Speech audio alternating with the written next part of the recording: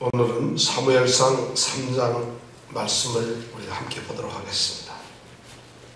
한 절씩 또 교독을 하도록 하겠습니다. 아이 사무엘이 엘리 앞에서 여호와를 섬길 때에는 여호와의 말씀이 희귀하여 이상이 흔히 보이지 않았더라.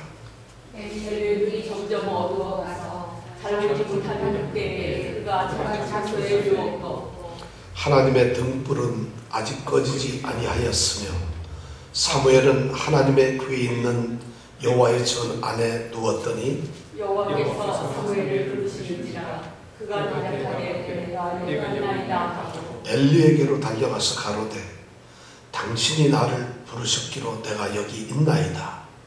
가로되 나는 부르지 아니하였으니 다시 누우라. 그가 가서 누웠더니 여호와께서 다시 사무엘을 부르시는지라 사무엘이 일어나서 엘리에게로 가서 가로되 당신이 나를 부르셨기로 내가 여기 있나이다. 대답하되 가로되 아들아 내가 부르지 아니하였으니 다시 누우라 하니라. 사무엘이 아직 여호와를 알지 못하고 여호와의 말씀도 아직 그에게 나타나지 아니한 때라. 여호와께서 세 번째 사무엘을 부르시는지라 그가 일어나서 엘리에게로 가서 가로되 당신이 나를 부르셨기로 내가 여기 있나이다. 엘리가 여호와께서 이 아이를 부르신 줄을 깨닫고 이에 사무엘이 이르되 가서 누웠다가 그가 너를 부르시거든 네가 말하기를 여호와여 말씀하옵소서 주의 종이 듣겠나이다 하라. 이에 사무엘이 가서 자기 처소에 누우니라. 여호와께서 임하여 서서 전과 같이 사무엘아 사무엘아 부르시는지라 사무엘이 가로되 말씀하옵소서 주의 종이 듣겠나이다. 여호와께서 사무엘에게 이르시되 보라 내가 이스라엘 중에 한 일을 행하리니 그것을 듣는 자마다 두 귀가 울리리라. 내가 엘리의 집에 대하여 말한 것을 처음부터 끝까지 그날에 그에게 다 이루리라. 내가 그 집을 영영토록 심판하겠다고 그에게 이른 것은 그의 아는 죄악을 인함이니 이는 그가 자기 아들들이 저주를 자청하되 금하지 아니하였음이니라. 그러므로 내가 엘리의 집에 대하여 맹세하기를 엘리 집의 죄악은 재물이나 일물로나 영영이 속함을 얻지 못하리라 하였노라. 사무엘이 아침까지 누웠다가 여호와의 집 문을 열었으나 그 이상을 엘리에게 알게 하기를 두려워하더니 엘리가 사무엘을 불러 가로되 내 아들 사무엘아 하니 대답하되 내가 여기 있나이다. 가로되 내게 무엇을 말씀하셨느냐 청하노니 내게 숨기지 말라. 내게 말씀하신 모든 것을 하나라도 숨기면 하나님이 내게 벌을 내리시고 또 내리시기를 원하노라. 사무엘이 세세히 말하고 조금도 숨기지 아니하니 그가 가로되 이는 여호와시니 선하신 소견대로 하실 것이니라 하니라. 사무엘이 자라매 여호와께서 그와 함께 계셔서 그 말로 하나도 땅에 떨어지지 않게 하시니 단에서부터 브엘세바까지의 온 이스라엘이 사무엘은 여호와의 선지자로 소식을 이룬 줄을 알았더라. 여호와께서 실로에서 다시 나타나시되 여호와께서 실로에서 여호와의 말씀으로 사무엘에게 자기를 나타내시니 사무엘의 말이 온 이스라엘에 전파되니라. 아멘. 오늘 읽은 이 말씀은 우리 성도님들이 다 잘 알고 계시는 말씀이죠. 주일학교 여기 안 다니신 분 있으세요? 이정근 집사님이 안 다니셨겠군요. 이병택 집사님도. 그죠? 주일학교를 다녔으면은 이 말씀은 선생님들께 너무 많이 들었던 말씀이에요. 아이 사무엘이 하나님의 부르심을 받는 그 첫 순간이거든요.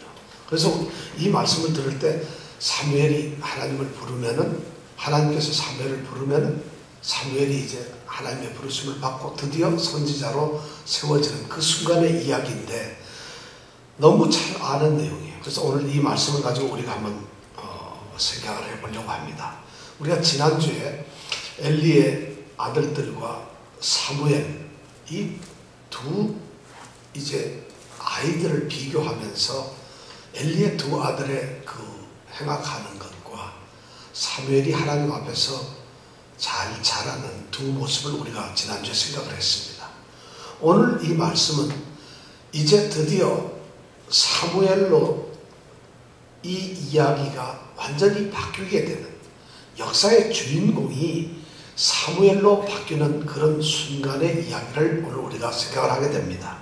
이제 엘리라고 하는 옛 제사장은 물러나게 되는 것이고, 새로운 사무엘이라고 하는 제사장의 시대가 등장하는 열리는 그런 내용의 말씀이 오늘 말씀입니다.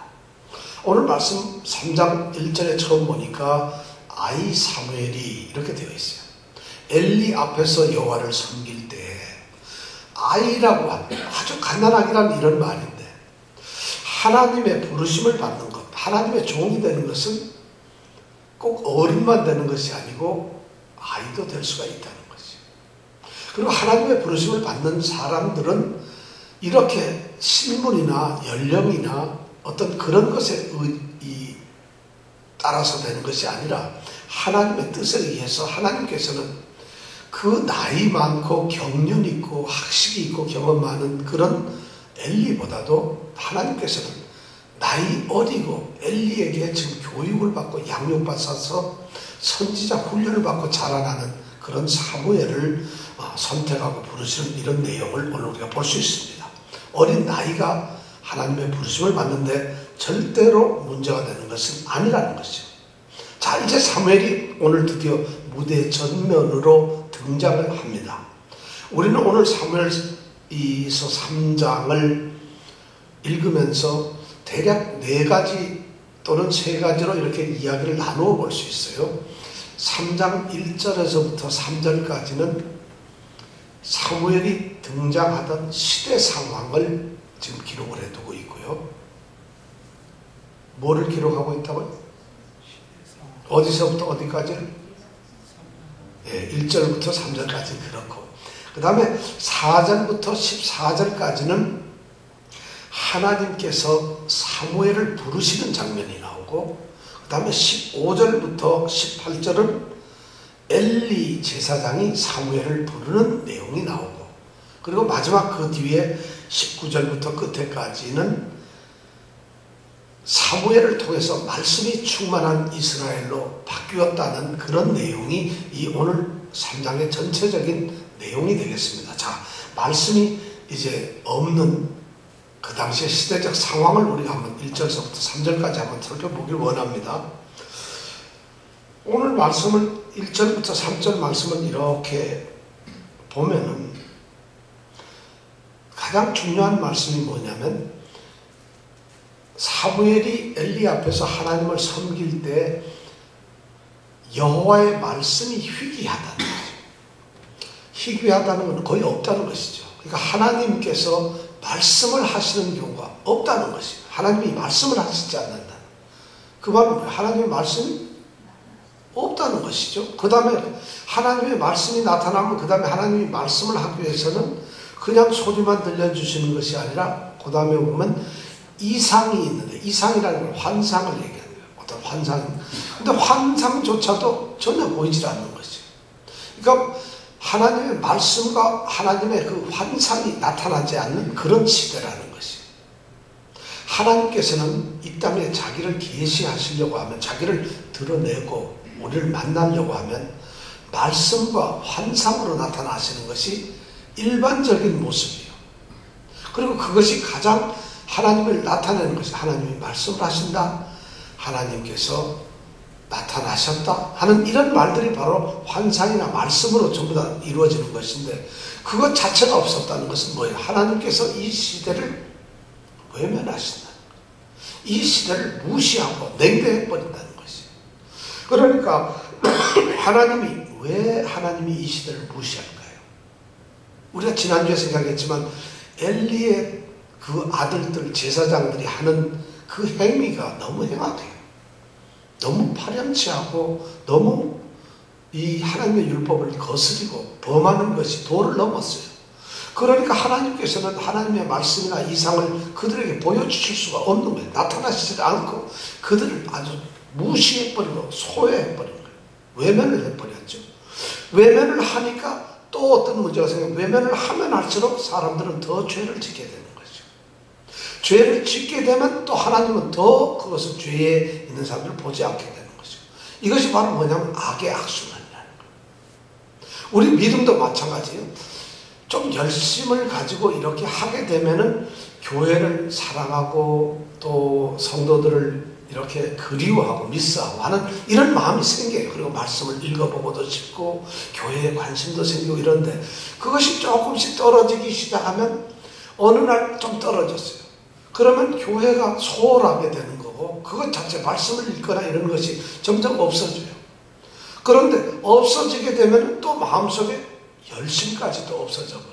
그것이 반복되다 보면 어느 날 우리가 말하는 믿음이 떨어져서 열심히 식어서 그냥 그렇게 되는 거예요. 교회 안 나가도 가책이 없어요.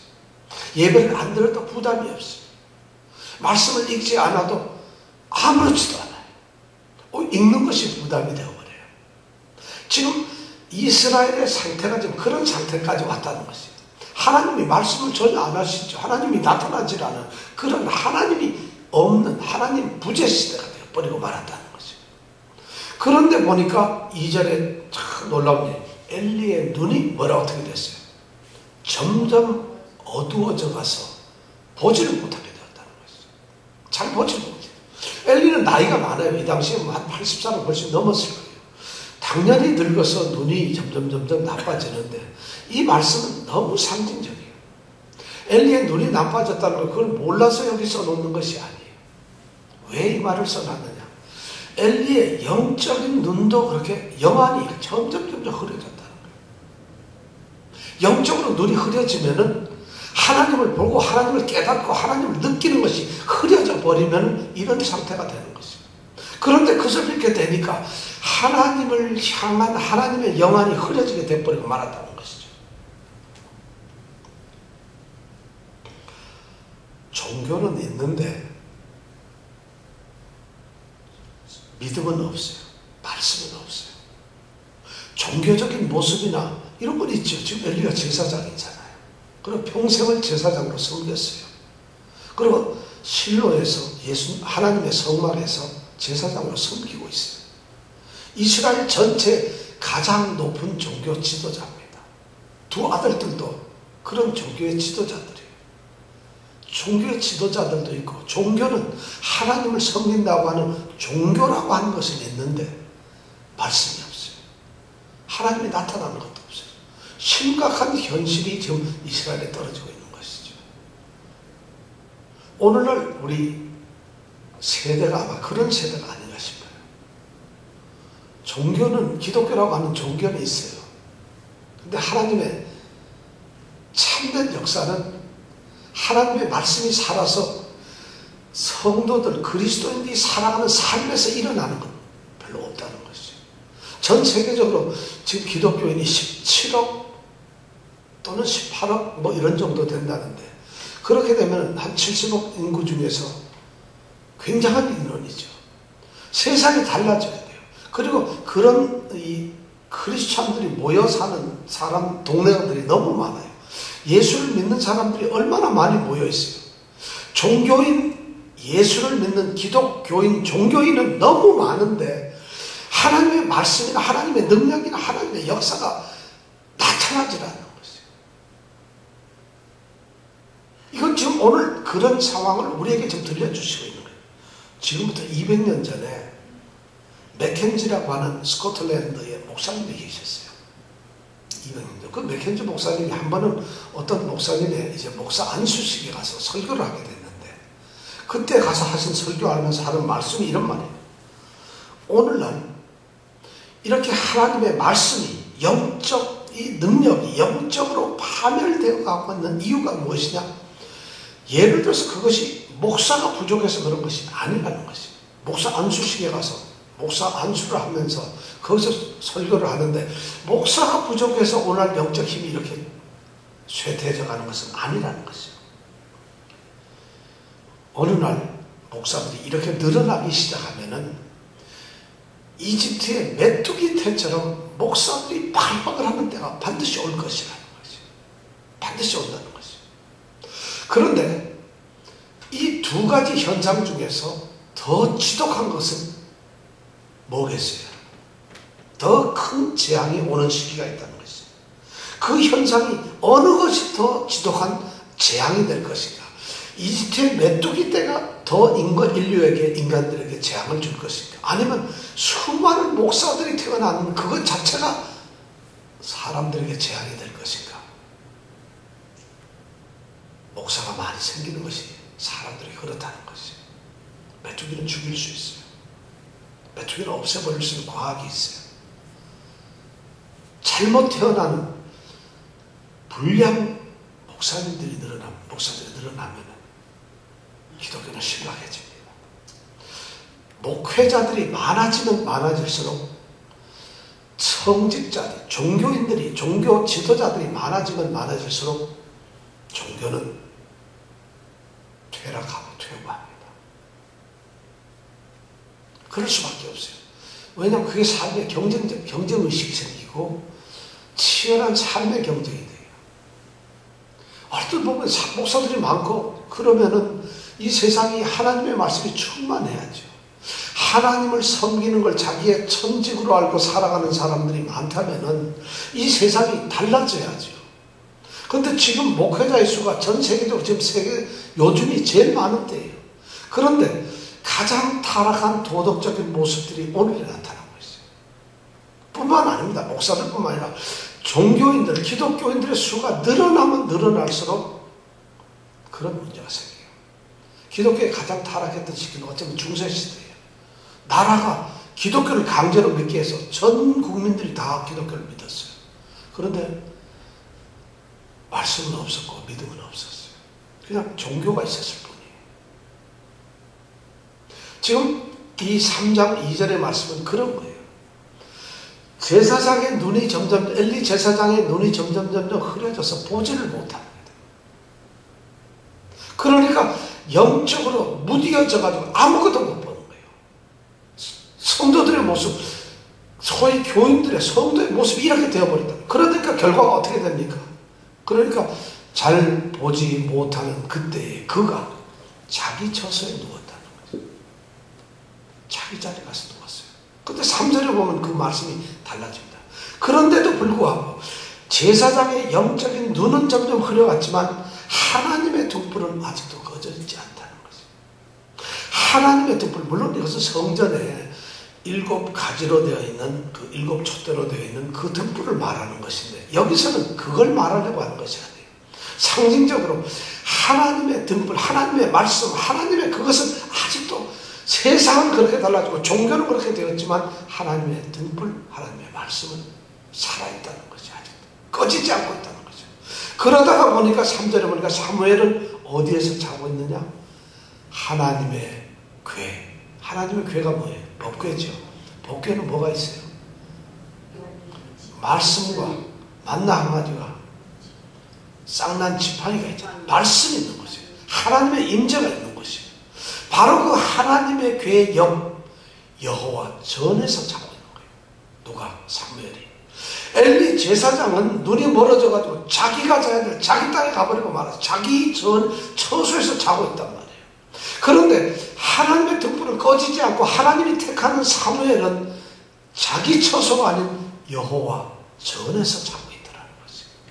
얼마나 대조적인지 몰라요. 지금 시대적으로 이렇게 말을 하면서 드디어 하나님께서는 이스라엘의 이 역사에 개입을 하죠. 사사기 거의 끝에 지금 세상이 그렇게 이스라엘이 완전히 파멸한 것 같지만 하나님께서는 파멸한 9세대 엘리의 세대를 완전히 멸망시키고 새롭게 사무엘을 정태어나게 하고 있어요. 아이를 낳지 못해서 울부짖던 그 한나에게 아이를 보냄으로 그를 갖다가 기쁨과 그를 영화롭게 만들었는데 이제 사무엘이 하나님께 드려짐으로 말미암아 하나님께서는 그 한 사람을 통해서 이스라엘을 밝게 만드신다.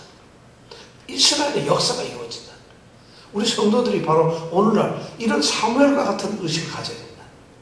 세상이 이렇게 되고 모두가 힘들더라도 남도 그러는데 뭐 다른 사람도 성도들 그렇죠. 교회가 뭐 다를 필요가 있나요? 교회가 다 그렇죠. 성도들도 그렇죠.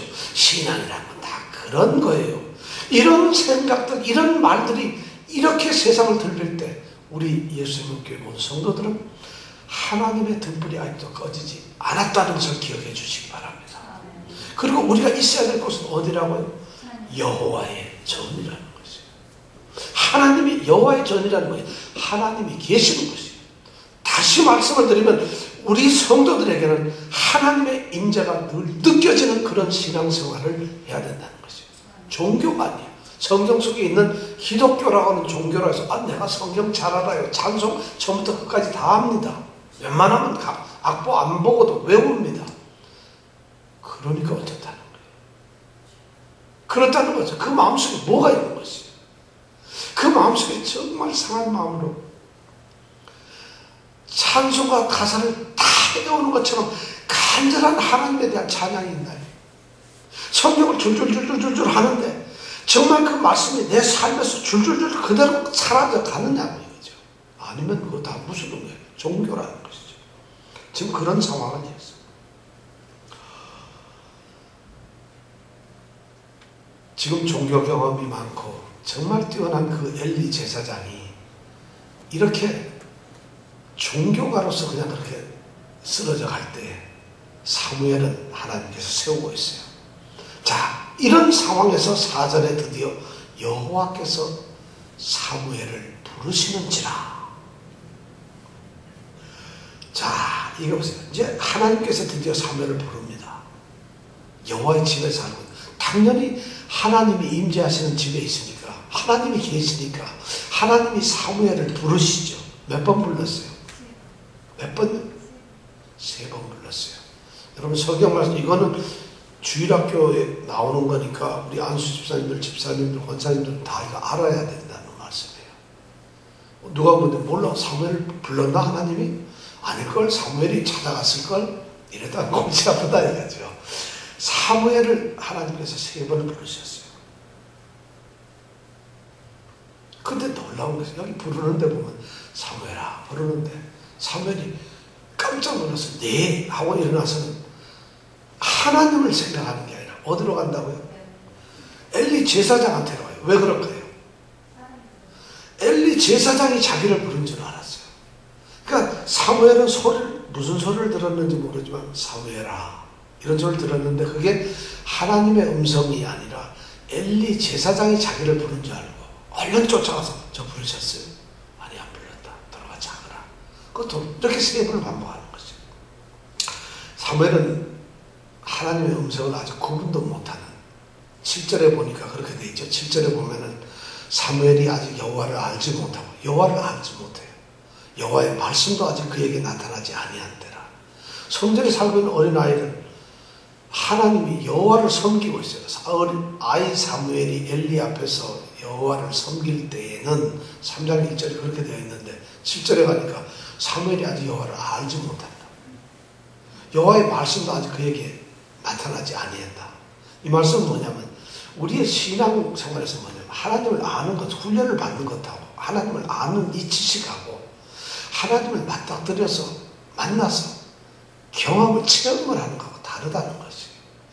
사무엘은 교육을 받았으니까 하나님께 제사를 드릴 때 이 향로는 이렇게 옮겨야 되고 제물은 이렇게 쌓아야 되고 엘리로부터 교육을 받았을 거예요. 왜냐하면 지금 거기서 제사장 훈련을 받고 있으니까 다 알죠. 하나님은 저기 지성소 안에 계시는데 저기는 아무나 들어가는 게 아니에요. 1년에 한 번 대제사장만 들어가요. 그리고 이 성소에는 제사장들이 있어가지고 여기서 일을 다 해요. 그리고 성소까지만 제사장이 오지 제사장이 아닌 사람은 여기 들어오지도 못해요. 그러니까 사무엘아 알았냐? 사무엘은 다 알았다고 아마 교육을 받았을 거예요. 그런데 사무엘은 여호와를 알지 못해요. 여호와의 말씀이 나타나지도 않았어요. 이 얘기는 뭐냐면 그런 지식적으로 우리가 정보를 알고 성경을 알고 이런 건 하지만은 하나님하고 직접적으로 대면이나 체험을 못하는 것이에요. 그러니까 사무엘은 아직도 하나님을 맞닥뜨려 본 적이 뭐 없다는 거예요. 어린 아이가. 그러니까 하나님이 부르는 하나님을 맞닥뜨리고 알면은 하나님의 음성을 딱 구별하겠죠. 이건 하나님께서 부르시구나. 그럼 얼른 일어나서 하나님 제가 여기 있습니다. 말씀하세요. 이랬어야 되는 거 아니겠어요? 하나님을 모르니까 하나님을 맞닥뜨리지 않았으니까 그런 문제였어요. 오늘날에도 이런 성도들 많아요. 체험하지 못하는 성도들. 실제로 하나님을 느끼지 못하고 누리지 못하는 거예요. 방언을 한다고 해서 하나님이 느껴지는 게 아니에요. 어떤 사람이 예언을 한다고 해서 하나님을 느껴지는 것은 아닙니다. 절대로. 하나님을 느끼고 하나님을 체험한다는 것은 이걸 어떻게 말을 해야 돼요? 여러분 하나님을 정말 마음속에 삶에 한번 느껴보세요. 그러면 하나님, 저도 하나님을 느끼면서 누리면서 살고 싶습니다. 이런 기도를 한번 해보세요. 그 하나님이 정말 나와 동행하는, 그리고 나에게 모든 것을 같이 해주신 하나님을 이걸 느끼고 만나면 이건 감상이 아닙니다. 어떤 영적인 신비한 체험이 아니라 우리의 삶에서 우리 마음속에 실제적으로 오는 확신입니다. 그것이 현실이 아니에요. 그런 하나님을 느끼지 못한 사무엘이기 때문에 불러도 모르는 것이에요. 이런 것이 오늘 모습이에요. 그런데 저는 더 놀라운 게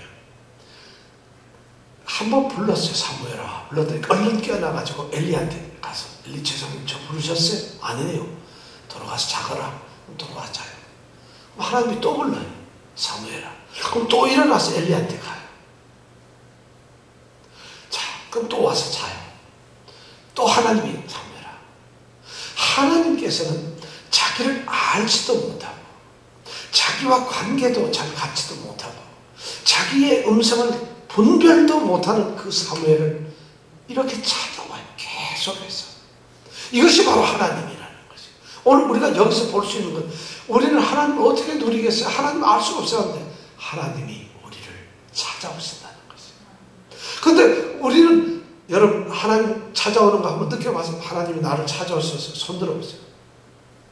몰라요. 나 그런 얘기는 많이 들어봤는데 하나님이 어떻게 찾아와요? 하나님이 짠 하고 찾아오시는 건지, 아니면 하나님이 여기서처럼 이병태 이러고 찾아오시는지 우리가 이걸 몰라요. 근데 하나님은 분명히 오늘 성경 말씀에 보면 사무엘이 아무것도 모르는데도 포기를 하지 않으시고, 하나님이 택한 사무엘이고 하나님이 이제 일을 하셔야 될 그 사무엘이기 때문에 끊임없이 포기를 않고 찾아오시는 거예요. 우리 성도들이 바로 이런 사무엘이 되시길 원합니다. 하나님이 여러분들을 포기 않고 찾아왔어요. 실제로 하나님은 절대 포기하시지 않고 찾아오십니다. 하나님의 사람이에요. 그러니까 문 밖에 서서 두드리는 거예요. 내가 들어가서 너와 함께 음식을 먹고 너와 함께 마시기를 원한다는데 우리가 문을 닫아버렸어요. 지금 여기 사무엘이 그런 케이스예요. 거의 지금 현재로 봐서는 모르니까, 깨닫지 못하니까, 그걸 의식을 전혀 못하니까. 세 번째 그런 일이 있고 나서 엘리가, 드디어 엘리 제사장이 그걸 알았어요. 아, 사무엘이 하나님이 부르시는 이것을 지금 모르는구나. 그러니까 경험 많고 그런 것을 알고 있는 이 엘리 제사장이 사무엘에게 이야기해 줍니다. 사무엘아, 내가 부르는 것이 아니라 하나님께서 부르시는 거다. 하나님이 이번에 부르시거든 그 자리에서 무릎을 꿇고 주의 종이 듣겠나이다 말씀하시옵소서. 이렇게 얘기를 하라고 말하는 거예요. 그래서 사무엘이 그 예를 듣고, 사무엘이 아마 그런 얘기도 들었으면 이게 무슨 말인가, 어린 나이에 그랬을 거예요. 이때는 10살도 안 됐을 거거든요. 그러니까 이게 무슨 말인가, 하나님이 뭘 날 부르면 내가 주의 종이 듣겠어, 뭐 하여튼 뭔가 사무엘이 참 어려웠을 거예요. 그런데 네 번째, 그때는 하나님께서 직접 사무엘에게, 여기 보니까 10절에 보니까 여호와께서 임하여 서서 하나님의 형상을 보여줘요. 하나님께서 직접 이상을 보여주시는 거예요, 지금. 그래서 환상을 보여주면 하나님께서 사무엘에게, 전에는 음성으로만 들려주셨으니까 사무엘이 몰랐는데, 이제는 하나님께서 임하여 서서 사무엘에게 전과 같이 사무엘아, 사무엘아 두 번을 부르세요. 그러니까 사무엘이 드디어 하나님의 음성을 듣고 이제 알게 되었다는 것이에요. 그리고는 하나님께서는 그 사무엘에게 엘리 가문이 멸망하게 될 것이라는 것, 엘리 가문을 멸망시킬 것이라는 그런 이야기를 사무엘에게 들려줍니다. 물론 이것은 사무엘서 우리 2장 27절부터 36절에 나오는, 이미 우리가 지난주에 생각했던 말씀이에요. 그 재앙이 이제 이 엘리 가문에 일어날 거라는 것이에요. 그런데 그 재앙은 오늘 보니까 예물로나 제사로나 또는 어떤 것으로 해도 그것을 용서받지 못한다는 것이 여러분 끔찍하지 않아요? 잘못을 저질렀고 지금 엘리의 가문이 죄를 범했는데 사무엘에게는 이렇게 끝까지 찾아가서 포기하지 않고 사무엘을 부르시던 하나님이 정작 엘리에 대해서는 뭐라 하냐면은 예물을 가지고 오든 재물을 가지고 오든 더 이상 방법이 없다는 거죠. 제사를 해도 소용이 없다. 기도를 해도 소용이 없고 네가 예배를 드리고 하나님 한 번만 살려주세요. 하나님이 안 들으시겠다는 거죠. 엘리 가문이 멸망된다. 얼마나 대조가 돼요. 엘리가 왜 이렇게 되었나요? 엘리의 가문의 멸망을 지금 사무엘을 통해서 하나님께서는 말씀을 하고 계세요. 그래서 사무엘이 엘리에게 이야기하도록 이렇게 돼요. 옛날에는 엘리가 뭐 얘기를 들으면은 그 이야기를 사무엘에게 얘기해 줬는데 이제는 세상이 달라지는 거예요. 사무엘이 듣고 엘리에게 얘기해 주면 이런 상황이 되어버렸어요.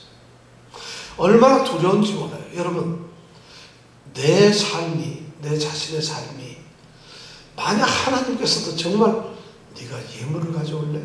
제물로 내게 제사를 할래? 어림없다. 끝났어 너는. 이런 얘기를 만약 듣는다면 어떻게 될까요? 그런데 하나님께서 사무엘을 갖다가 포기하는 식으로 찾아오셨잖아요. 어느 하나님이실까요? 율법의 하나님은 그들의 율법의 하나님을 그렇게 두렵게 생각을 했어요. 그런데 우리 주님은 그렇지가 않죠. 예수님께서는 바로 직접적으로 그런 것을 다 덮으셨다는 거예요. 끝까지 사랑의 하나님으로 우리에게 나타나셨다는 거예요. 그래서 율법으로는 어쩔 수 없는 것을 주님이 대신 십자가에 죽으심으로 말미암아 우리가 도저히 이제는 제물이나 예배나 어떤 걸로도 할 수 없는, 율법으로는 할 수 없는 것을 우리를 살리시는 방법으로 주님께서 죽으셨다는 거죠. 이것이 바로 위대한 예수님의 사랑이고 그 사랑으로 우리가 바로 여기에 앉아있는 것이에요. 그러니까 하나님께서 우리를 찾아오셔서 저기 이렇게 부르시는 거죠. 그럼 그때 뭐라고 대답해야 돼요? 저는 히브리 말 잘 모르는데요. 이래야 되나요? 우리가 그 음성을 들을 수 있어요. 지금 한 세대는 지고 있어요. 엘리의 세대는 끝나가고 있고 새로운 한 세대, 사무엘의 세대는 지금 떠오르고 있어요. 그런데 이 세대의 한 중심에 이렇게 세대가 달라지고 한 세대는 죽고 한 세대는 일어나고 한나의 기도가 똑같죠. 낮추기도 하시고 높이기도 하시는 하나님이라 그러는데 지금 하나님은 한쪽은 낮추시고 한쪽은 높이세요. 이런 일이 벌어지는 이 혼란 가운데 뭐가 있느냐? 오늘 보니까 하나님의 말씀이 있다는 거예요. 하나님이 말씀을 하신다는 거죠. 그래서 우리가 말씀이 중요하다는 것이에요. 하나님께서 우리가 성경을 쭉 보면서 기독교의 우리 상황을 보면은 하나님께서 자신을 우리 사람들에게 이 세상에 드러내는, 계시하는 이 방편이 있어요. 방법이 있어요. 근데 그게 늘 하나님께서 자신을 직접적으로 드러내시기도 하고 말씀으로도 하고 하는데 근데 그 내용을 가만히 성경을 살펴보면은 이게 성경의 역사적으로 흐름에 따라서 하나님은 자신을 나타내는 방법을 달리 하셨다는 것이. 제일 처음에 아브라함이나 이삭이나 야곱이나 아니 모세 시대까지도 하나님께서는 직접 나타나셨어요. 그것을 우리는 하나님의 현현이라고 합니다. 신학적으로. 하나님이 직접 나타나셔서 아브라함에게도 아브라함아 너의 본토 친척 아비 집을 떠나 내가 내게 지시할 땅으로 가라 이러면서 하나님이 나타나셨어요. 그 고대는 하나님이 나타나셨어요. 그런데 그 세대가 아브라함이나 모세까지는 하나님이 직접적으로 나타나는 시대가 되었는데 모세 시대가 지나면서 출애굽하면서 성막 시대가 되고 이제 애굽에서 광야 삶을 살아가면서부터 성막을 짓고 나서는 하나님께서 직접 나타나시는 것이 아니라 성막에 임재하시는 쉐키나 영광이 거기에 계시게 됐어요. 그러니까 하나님의 직접적인 게 아니라 하나님의 영광이 거기에 나타났어요. 그리고 성막에 하나님이 임재해 계셔서 이제는 하나님이 나타나시는 것이 아니라 그냥 임재 자체로 계시는 것이었어요. 이것이 하나님이 자신을 드러내는 것이었어요. 그래서 하나님을 만나려면 모세는 그전에는 하나님이 나타나셔야 만나는데 이제는 모세가 아침에 딱 일어나서 오늘 하나님 좀 만날까 하고 성막으로 갑니다. 출애굽기 33장 34장에 보면 그런 얘기가 나오죠. 모세가 하나님을 만나려고 아침에 일찍 일어나서 자기의 진을 갖다 툭툭툭 치고 성막으로 갑니다. 회막으로 가면은 이스라엘 백성들이 전부 일어나서 자기 텐트 앞에서 이렇게 서가지고 모세가 회막으로 하나님을 만나러 가는 장면을 이렇게 보고 있습니다. 그러면 모세가 회막에 가서 하나님을 만나려고 딱 들어가는데 그러면 거기가 갑자기 구름이 쫙 끼면서 모세가 그 안에 딱 들어갑니다. 그러면 가만히 들어보면 친구가 이야기하는 것처럼 안에서 소리가 들린다. 이런 이야기가 출애굽기에 나옵니다. 바로 그런 성막 시대에는 하나님이 임재해 계셨어요. 여기 계셨어요. 그런데다 왜 그렇게 했냐면은 이제는 여호와 하나님께서 이스라엘 백성들에게 율법도 주셨잖아요.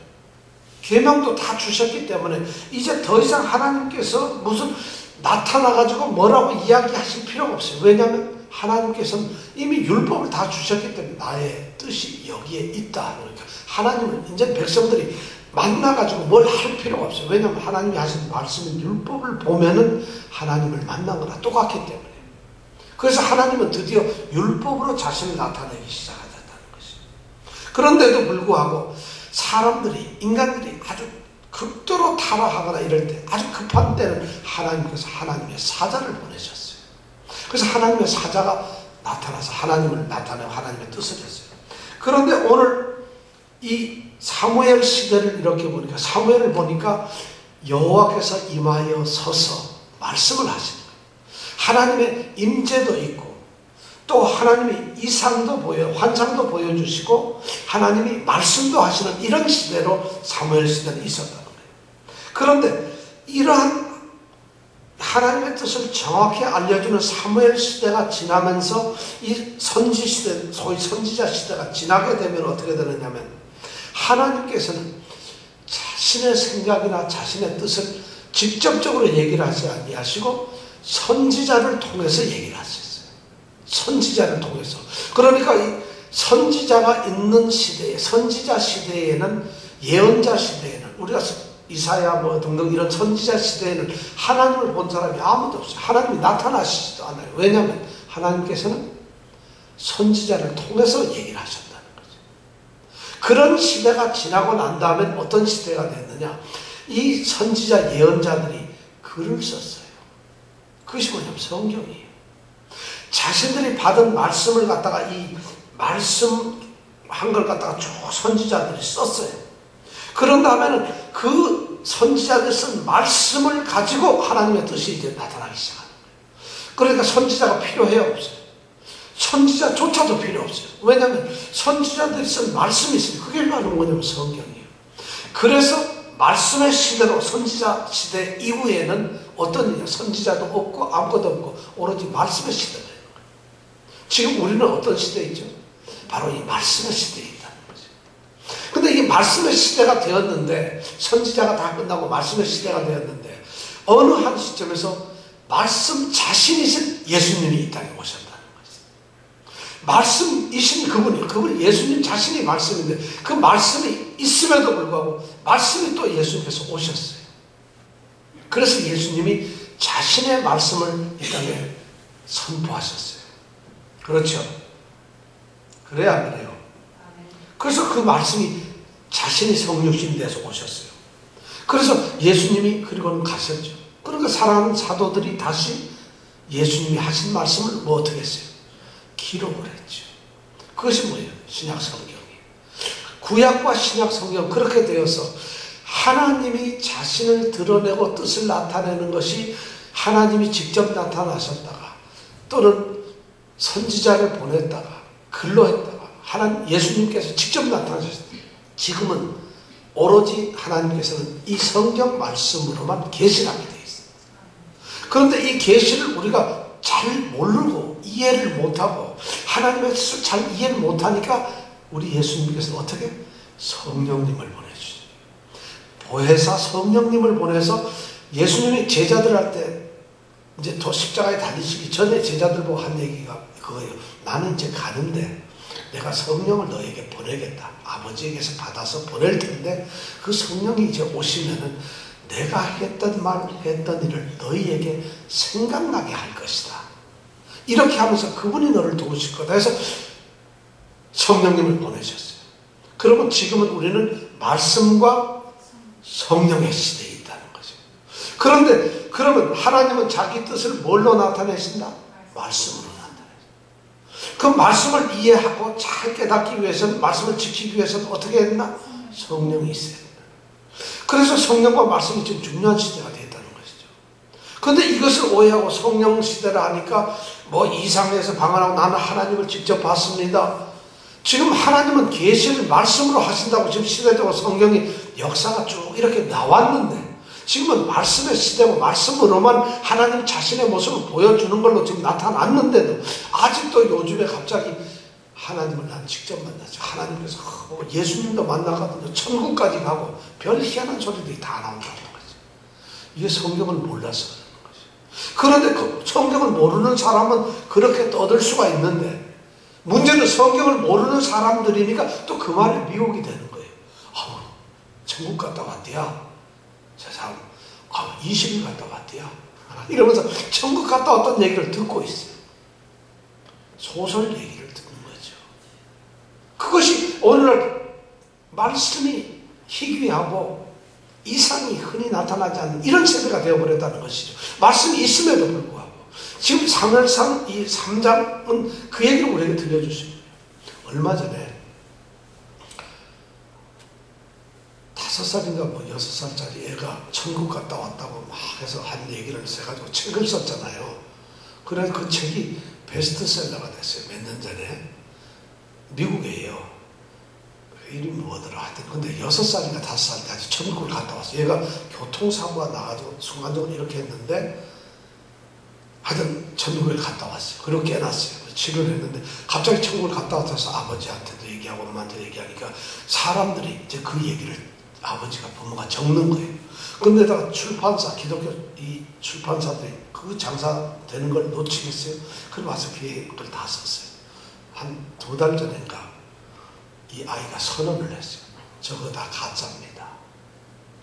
그래서 그 책 지금 회수하고 난리 났어요. 그게 세계적으로 지금 수백만 부 이상이 팔렸어요. 근데 그 어린 아이가 지금 15살인가 16 됐는데 얘가 어느 날 갑자기 아버지 다 오라 그러더니 저거 다 가짜예요.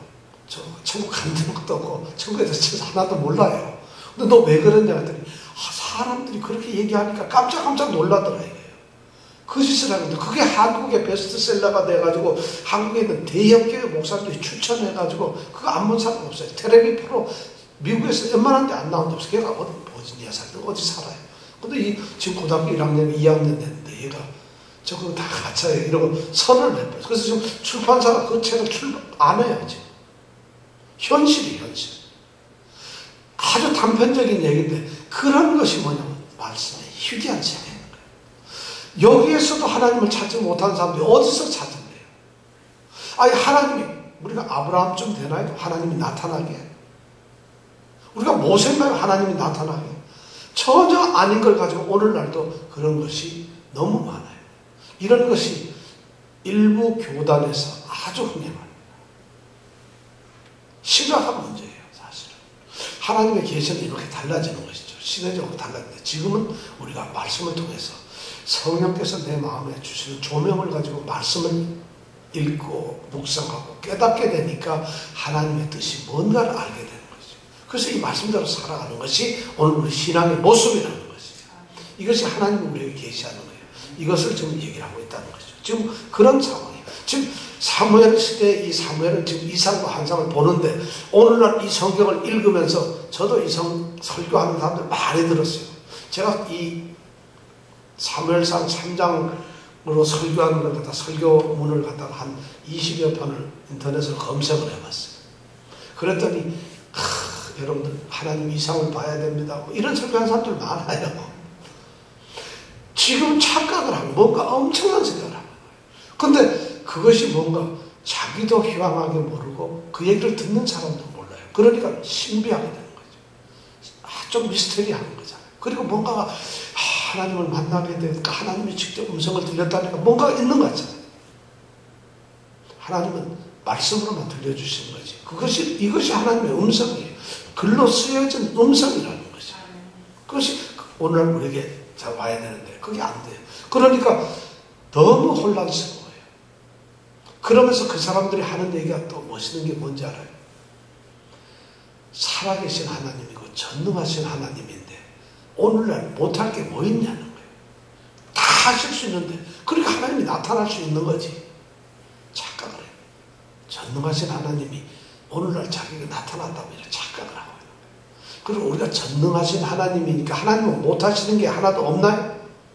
하나님 못하시는 거 많아요. 하나님은 악을 행하지 못해요. 하나님은 거짓을 사랑할 수가 없어요.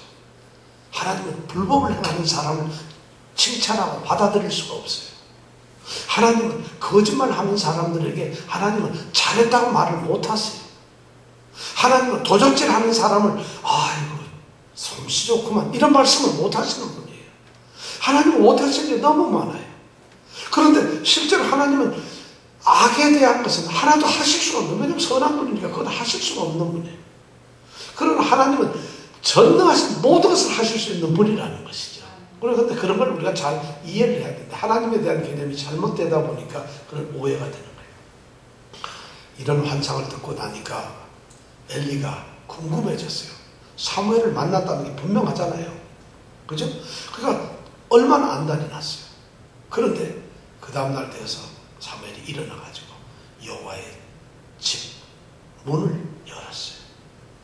자, 여기서 여호와의 집 문을 여는 거, 사무엘은 물론 거기서 회막에서 성막에서 일을 하니까 그런 잡일을 해야 돼요. 문도 열고 마당도 쓸고 물도 쏟아 놓고 이런 걸 해야 되는데 지금 여기서 이 3장 15절 사무엘이 아침까지 누웠다가 여호와의 집 문을 열었으나 여호와의 집을 문다. 이날은 아마 사무엘이 여호와의 집 문을 여는 기분이 달랐을 거예요.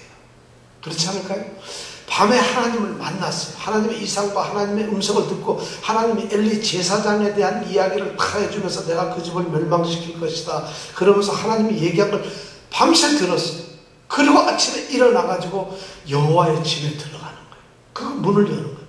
이 사무엘의 마음이 어떨까요? 그날 정말 새로운 시대가 된 거예요. 근데 엘리 제사장도 어제까지는 하늘 같은 엘리 제사장이 야 사무엘아, 하나님이 뭐라고 말씀하셨니? 나한테 사실대로 얘기해라. 너 그처럼 큰일 난다. 그러니까 이런 어린아이가 얘기를 합니다. 여차저차해서 제사장님, 이제 제사장님의 집안은 끝났어요. 하나님께서 예물로도 제물로도 용서를 안 하시겠대요. 멸망시킨대요. 이 얘기를 하는 거예요. 자, 이 어린 사무엘과 나이 많은 엘리 제사장의 대화가 그거예요. 제가 어젯밤 하나님께서 들려준 음성이 바로 이거예요. 이제 망했어요, 제사장님. 그럼 제사장이 어떻게 해야 되나? 여러분 같으면 내가 가만히 있는데 요새 예언가가 가지고 당신 오늘 가자마자 죽을 거야. 그러면 에이 돌팔이야 이럴 거 아니겠어요? 당신 오늘 가서 좋은 일 많이 생기고 앞으로 잘 될 거야. 그러면 참 훌륭하신 예언가라고만 이럴 건데 지금 바로 이 사무엘 엘리 제사장 그 할아버지를 보고 망한다고 그러면 어떻겠어요? 그런데 엘리 제사장은 여기서 참 훌륭한 거예요. 오늘 말씀에 보니까 참 멋있는 말이에요. 18절에 보니까 이는 여호와시니 선하신 소견대로 하실 것이니라. 그래, 여호와께서 말씀을 하셨지. 그러면 여호와께서 기뻐하신 대로 하실 거야. 제사장이 이렇게 말하는 거예요. 엘리 제사장의 뛰어난 점은 바로 이런 거예요. 하나님의 말씀을 그대로 받아들여요. 불평할 수도 있어요. 네가 뭘 안다고 똑바로 얘기해. 하나님 그럴 수가 있습니까? 애한테 창피하게 그게 무슨 말입니까? 내가 뭘 어땠어요? 하나님 내가 기회가 있잖아요. 내가 우리 아들 때 버릇 고칠게요. 할 수도 있어요. 그러나 엘리 제사장은 그래도 영적으로 자기의 기본이 있다는 거예요. 하나님의 말씀을 그대로 받아들였다는 거예요. 이러고 나서는 그 다음 이제 보니까 마지막 19절서부터 끝까지 드디어 말씀이 충만한 시대로 달아갑니다. 말씀이 희귀한 시대, 이상이 흔히 보이지 않은 그런 시대에서 드디어 오늘 19 9절에서 보니까 여호와께서 드디어 나타나셨어요. 드디어 이스라엘에도 이제는 말씀이 희귀한 것도 이상이 흔치 않게 나타나지 않는 것도 그런 것도 아니라 하나님께서 직접적으로 나타나셨어요. 하나님의 사람인 이 사무엘에게 사무엘이 선지자라고 하는 것을 중요하게 나타낸 그 증거가 여기 세 가지가 있는데, 첫째가 뭐냐면 여호와께서 사무엘과 함께 하신다는 거죠. 하나님이 함께 하시는 사람이 바로 선지자가 된다는 거죠. 19절에 보니까 사무엘이 자라매 여호와께서 그와 함께 계셔서 사무엘이 드디어 하나님이 함께하는 사람이 됐어요. 그게 이제 사무엘은 드디어 선지자가 된다는 거예요. 그러면서 뭐냐면 하나님이 하신 말씀이 땅에 하나도 안 떨어지게 하겠다는 거예요. 사무엘이 예언하고 사무엘이 말하는 것을 그대로 시행이 바로 되도록 하겠다는 거죠. 드디어 하나님께서 인정을 하는 그런 선지자가 되었다는 거죠. 그 다음에 두 번째 선지자가 이 사무엘이 되었다는 증거는 뭐냐면 온 백성이 그가 하나님의 사람이라는 것을 인정을 했다는 거예요. 20절에 보면 어디서부터 어디까지? 다는 어디죠? 지도 다시만 다음 주부터는 우리가 지도로 왜냐면 공부를 이제 할 겁니다. 왜냐면 지도를 다 나눠줄 텐데 왜 그런가 하면 이제 사무엘 또 사울왕 다윗왕 전투도 많고 이제 지역이 막 나와요. 근데 그걸 여러분들 아무리 외우게 모르니까 다음 주에는 지도를 칼라 지도를 내줄 테니까 그걸 공부를 해가지고 와서 예를 들어서 다윗이 도망을 간 곳 7군데를 찾아서 제가 숙제를 해와야 됩니다. 숙제 안 해오면 여기서 들어오시지 말고 요 문가에서 듣고서 이제 설교를 듣는 수밖에 없어요. 배운 사람만 여기 들어오는 거예요. 다음에 지도를 꼭 드릴 테니까 그 지도를 이제 그러면 그걸 보면 지도를 보면서 여러분들 이스라엘 지도가 완전히 구약식 한눈에 들어옵니다. 기대가 되죠. 그래서 그것은 바로 단에서부터 브엘세바까지 이러면 여러분 금방 딱 기억나잖아요. 그죠? 뉴욕에서 이 말 알아들을 사람 우리 교회밖에 없어요. 단에서부터 브엘세바까지. 이 중에서 못 알아듣는 사람이 한 명 있네요. 저 뒤쪽에 있는 것 같은데. 온 이스라엘이 드디어 사무엘을 인정했어요. 단에서부터 브엘세바까지 온 이스라엘이 사무엘은 여호와의 선지자로 세우심을 입은 줄을 알았더라. 백성이 인정을 하게 됩니다. 하나님의 사람이 되는 건 백성이 인정을 하게 돼 있어요. 우리가 성도로서 올바르게 살아가는 것, 성도가 된다는 것은 우선 하나님이 같이 하셔야 되지만 두 번째로는 백성들이 그걸 인정을 해야 되는 거예요. 사람들이 인정하지 않는 성도는 나는 성도입니다 하는데 사람들이 그 사람 교인 맞아? 그 사람 예수 믿어? 이러면 그 사람 예수 안 믿는 사람이에요. 아무리 이정은 집사님이 저 예수 믿는 게 안수 집사입니다. 네가 무슨 안수 집사? 이러면 아무것도 아닌 거예요. 근데 어떤 사람이 저는 가만히 있네. 교회 다니시죠? 이게 정도는 돼야 된다는 거예요. 백성들이 알아봐야 된다는 거죠. 백성들이 인정을 해야 된다는 거예요. 백성들이 칭송을 해야 돼요. 하나님께 기뻐하심을 받고 사람들로부터 칭찬을 받아야 된다는 거죠. 이게 성도들의 모습이라는 거죠. 지금 사무엘은 그렇게 됐어요. 사무엘은 이제 사무엘을 하면은 얼마 전까지만 아기여서 그런데 자라나고 나니까 이제 사무엘 그러면 단에서 브엘세바까지 온 이스라엘이 사무엘이 선지자를 다 알게 되었다는 거예요. 이 말이 얼마나 부담스러워요. 이때가 지금 사사기 시대 아닙니까? 사사기 시대에는 사사가 몇 명 있었다고요? 12명 있었는데 12명 삼손 우리 아는 한번 3명만 할게요. 삼손 또 기드온 또 예? 모세 입다 왼손잡이 에훗 이거 얘기만 하면 다 아는데 웃는 건 안다는 뜻이에요. 그냥 이건 모른다는 뜻이고 예? 드보라 많죠. 이런 12명의 사사들은 말이죠. 다 지역에서만 활동한 사람들이에요. 전국적인 소위 전국구가 아니고 다 지역구에 조금만 거기서만 싸움하고 끝나고 거기서만 싸움하고 끝나는데 드디어 사무엘은 어떻게? 단에서부터 브엘세바까지 온 이스라엘 통틀어 처음이자 마지막인 그런 사사가 되는 거예요. 바로 사무엘이 그렇게 됐다. 우리 성도들도 온 뉴욕이 깜짝 놀랄 만한 성도들이 되시기를 원합니다. 인정받는 성도들이 되시고요. 그리고 세 번째 축복이 또 나타났어요. 뭐냐면 하나님의 말씀을 주시기 시작했어요. 21절 말씀이 너무 전 좋아요. 여호와께서 실로에서 다시 나타나시되, 실로는 지금 엘리 제사장이 있는 그 성막이 있는 곳이에요. 하나님의 성전이 있는 곳이란 말이에요. 그리고 엘리 제사장 밑에서 사무엘이 교육을 받고 선지자 훈련을 받던 곳이에요. 다시 말해서 그 당시 성전이 있는 곳인데 거기에 하나님이 계셨다는 얘기, 없었다는 얘기? 없었다는 얘기예요.